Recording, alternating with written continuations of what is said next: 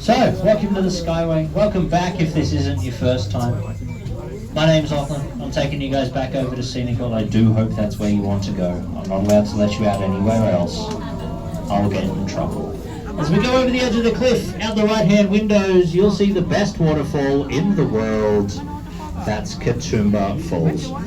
Now, if you disagree about it being the best waterfall in the world, deal with it. You're wrong. I'm right. Way. You know, that's just how it is. It's a fact of life. So, Katoomba Falls there is 170 meters tall, which makes it twice the height of Niagara Falls, and also unlike Niagara Falls, that thing has not stopped running for at least 40,000 years, which is not a short amount of time. So, cop that, America, our waterfall's better than yours. So Katoomba Falls is also part of Sydney's water supply, not a lot, but it is still some. The water takes about a 2-week trip off the edge of the waterfall, down through the Jamison Valley, out to the other side of Mount Solitary, which you can see out the left, that big plateau out there. And then into Lake Burragarang. Now, if you know anything about Sydney water, you'll know that at the end of Lake Burragarang, you can actually find Warragamba Dam, which is something like 98% of Sydney's water. That's not a small amount. So at our highest point, which we are now past, just by the way, we were 270 meters above the ground. For a little bit of perspective, because it sounds like a lot, it is a lot. We did a little bit of very quick and very simple maths and figured out that if you were to drop your phone out the side of the cabin at the highest point, it would take 7.2 seconds to hit the ground.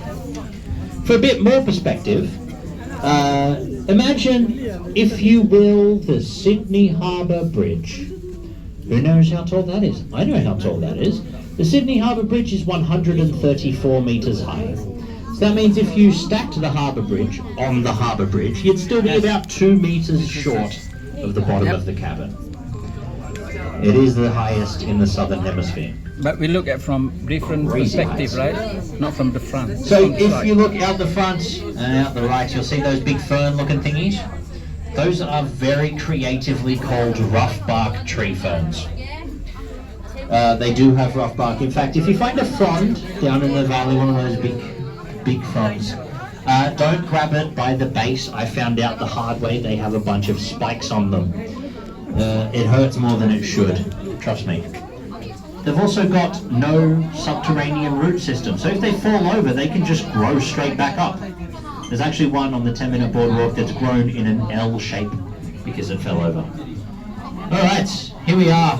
Welcome back to Scenic World. We're going to have a bump against the station here.